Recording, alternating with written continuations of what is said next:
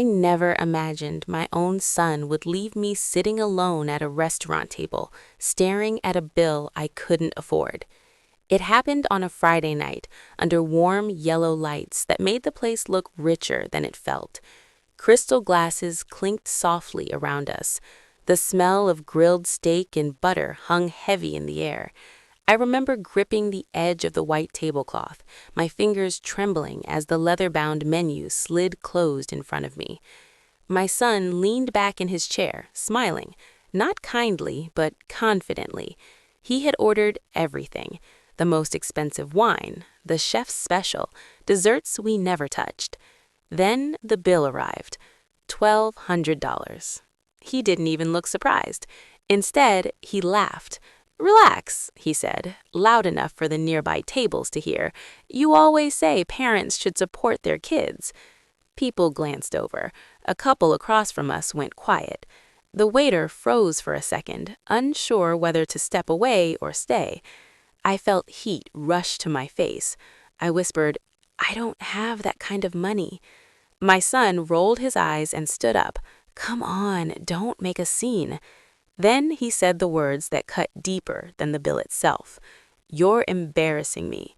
And just like that, he grabbed his jacket and walked toward the door. At first, no one moved. Forks hovered midair. Conversations died. The silence felt thick, uncomfortable, heavy with judgment. I sat there alone, my chair suddenly too big, my heart pounding so loudly I was sure everyone could hear it. I didn't cry, I didn't shout, I just stared at the receipt on the table, wondering how a meal turned into public humiliation. That's when I heard a voice behind me. "Sir, please don't move." The restaurant manager had stopped beside my table. His expression wasn't angry, it wasn't annoyed, it was shocked. He picked up the bill, looked at my face again, then straightened his posture. Within seconds, whispers rippled through the room, heads turned, chairs shifted. The energy changed completely. My son, halfway to the door, turned around, and when he saw the manager standing next to me, respectfully, almost nervously, his smile vanished.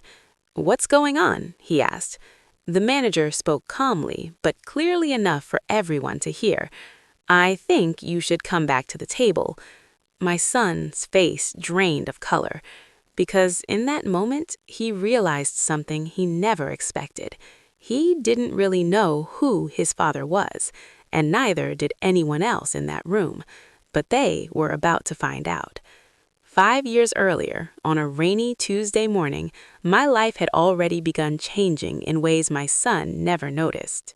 Before we continue, please leave a comment telling us where you're watching from and subscribe to Social Old Channel. We're creating a community of people who know that our best chapters can happen at any age. Now, back to the story. 5 years earlier, on a rainy Tuesday morning, my life changed in a way my son never paid attention to. I was standing in a narrow office hallway that smelled like wet umbrellas and old paper. Rain tapped against the windows, steady and impatient. I remember checking my watch again and again because I was already late for work, but something in my chest felt heavier than usual. A young receptionist finally looked up and said, "Sir, they're ready to see you now." Inside the conference room, 3 men sat around a polished table. Suits, laptops, serious faces. This wasn't the kind of room you walked into by accident. One of them stood up when he saw me. "Thank you for coming," he said, holding out his hand. "We've been trying to reach you for months." I nodded and sat down, confused. At that point in my life, I was just the quiet man who worked long hours, paid his bills on time, and put his son through college without asking questions. I didn't feel powerful. I didn't feel important. Then they slid a folder across the table.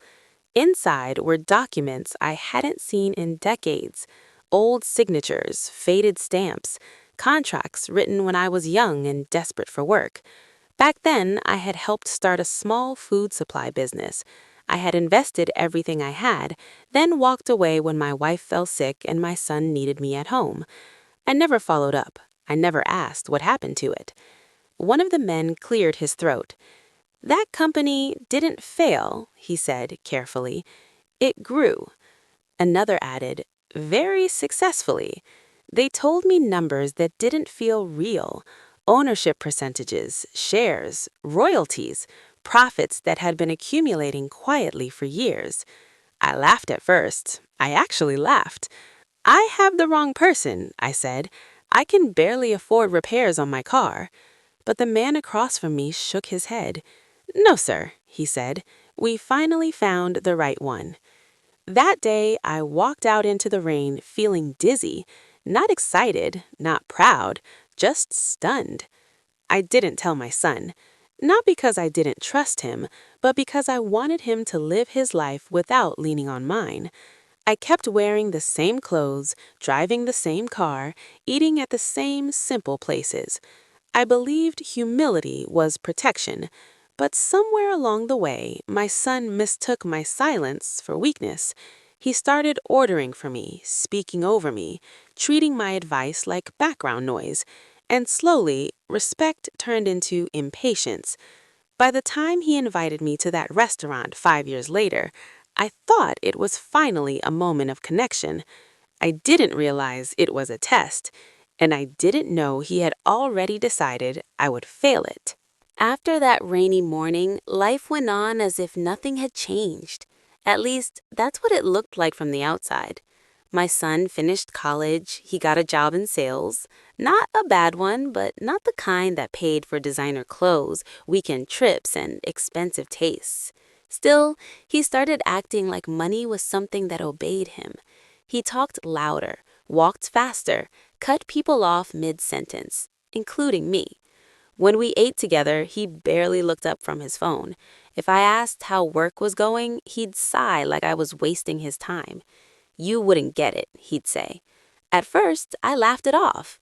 I told myself it was just youth, confidence, ambition. But then the comments started. You should really upgrade your car. Why do you still live like this? Dad, you think too small. Each sentence landed quietly, but they stacked up inside me.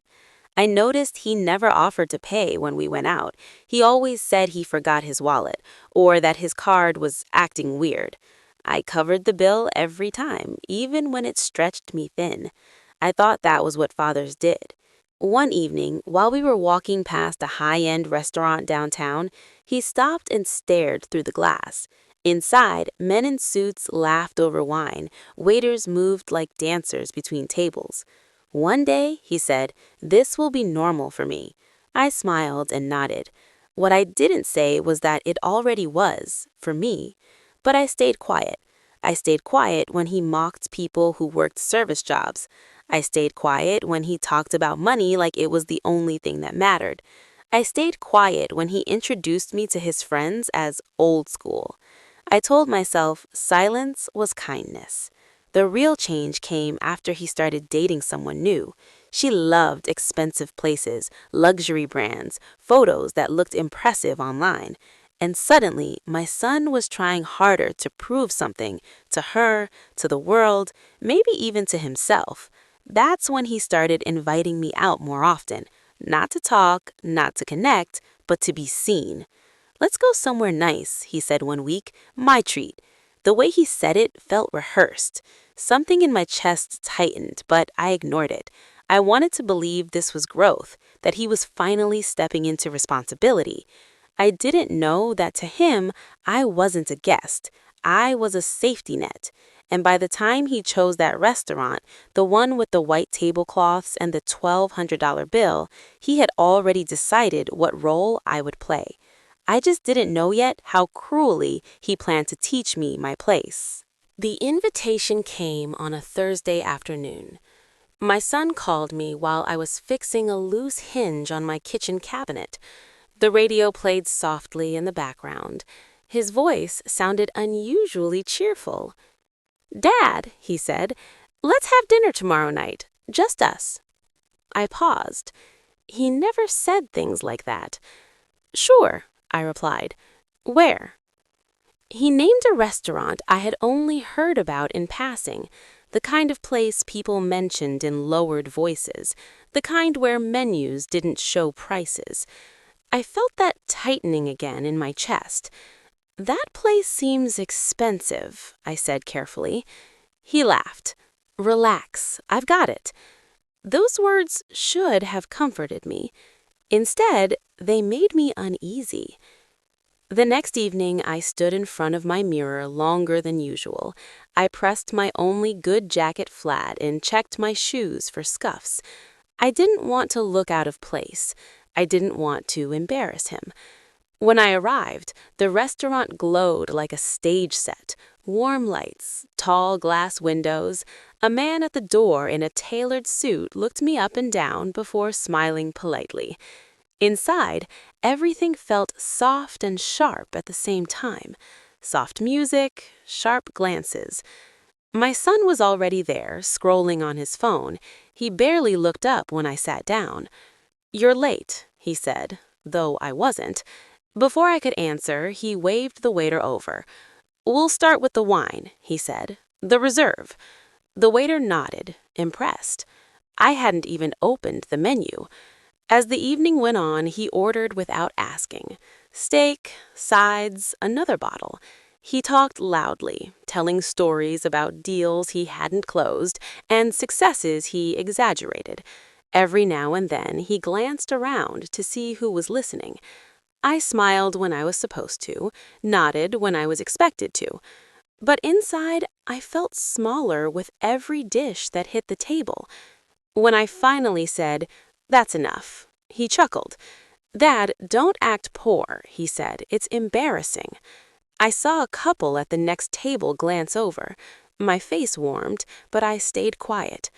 I told myself this was just a misunderstanding, that once the bill came, he would handle it like he promised. I believed him. That belief was my mistake. Because as dessert arrived, untouched, and the waiter placed the leather folder between us, my son leaned back, smiling, and I knew something was wrong. The waiter approached our table with a careful smile. He placed the leather folder down between us, gently, as if it weighed more than paper. For a moment, neither of us moved. My son didn't reach for it, he just stared at me. "Go ahead," he said. I opened the folder with shaking hands. $1,200. The numbers looked unreal, like a mistake printed too boldly. My chest tightened. I swallowed and looked up at him.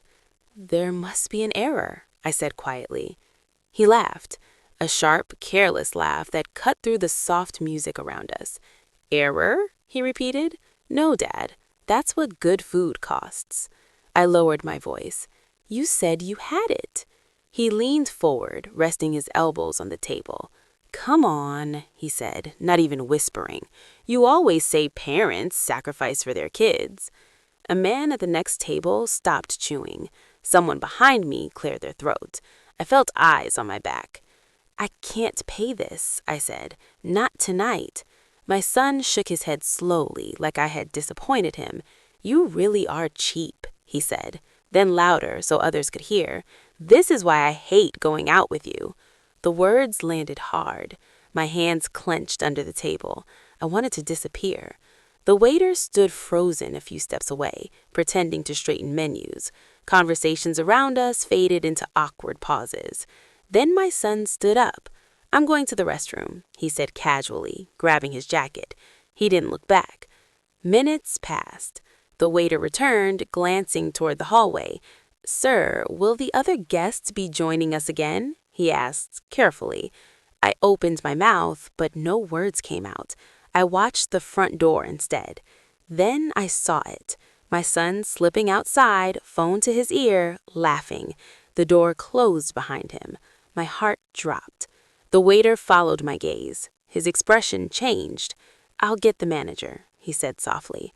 I sat there alone, surrounded by half-eaten food and quiet judgment, plates that felt like evidence, a bill that felt like a sentence. I thought about standing up and walking out. I thought about calling my bank. I thought about how small I must look. That's when footsteps stopped beside my table. "Sir," a calm voice said behind me, Please don't go anywhere." I looked up. The manager was staring at me, not with anger, but recognition, and everything was about to change. The manager didn't rush. He stood beside my table, holding the bill, studying my face like he was searching through a memory. His brows pulled together. Then his eyes widened slightly. "Sir," he said again, more carefully this time, "may I ask your name?" I told him. His posture changed instantly. He straightened his back, his tone softened, respect replaced formality. "I thought so," he said quietly. He glanced at the bill, then waved the waiter over and whispered something I couldn't hear. The waiter's eyes widened. He nodded and hurried away. Around us, people noticed. The couple to my left stopped pretending to talk. A man behind me leaned forward. The low hum of the restaurant shifted into a curious hush. "I'm sorry," I said, embarrassed. "My son will be back. There's been a misunderstanding." The manager shook his head. "No, sir," he said, "there hasn't." He placed the bill face down on the table. "Please don't worry about this." Before I could respond, the front door opened. My son walked back in, phone still in hand, confidence still on his face, until he saw the manager standing next to me. He slowed, then stopped. "What's going on?" he asked, forcing a laugh. "We're still finishing up, right?" The manager turned to face him. "Sir," he said calmly, "we need to talk." Every table nearby went quiet. My son looked around, suddenly aware of the attention. "What about?" he asked. The manager didn't raise his voice. "You left your guest with a $1,200 bill. That's not how we treat people here." My son scoffed. "He's my father. He can handle it." The manager's expression hardened. "I know exactly who he is," he said. And that's when my son's smile cracked. "What do you mean you know who he is?" my son asked. The manager didn't answer right away. Instead, he gestured toward a nearby wall. There were framed photos there, grand openings, charity events, handshakes with owners and executives. He pointed to one.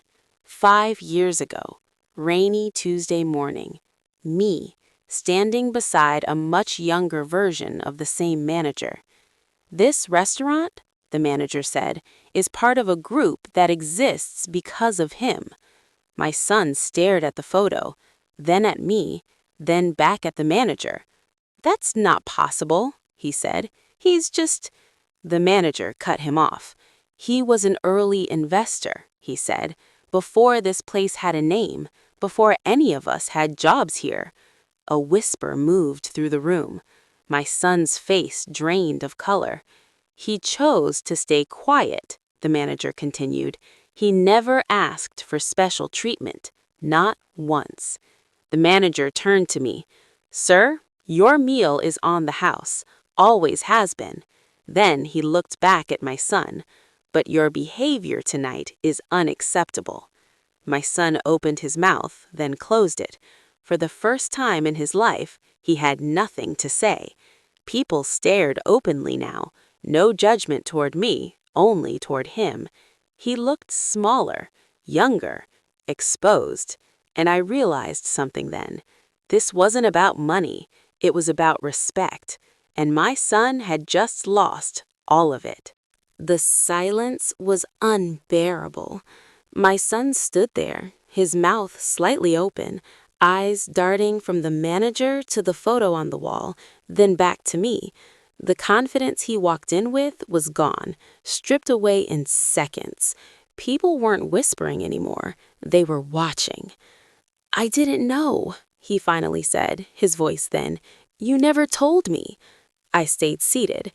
"I didn't think I needed to," I replied calmly. "I thought respect didn't require an explanation." That hurt him more than any shout could have. The manager folded his hands behind his back.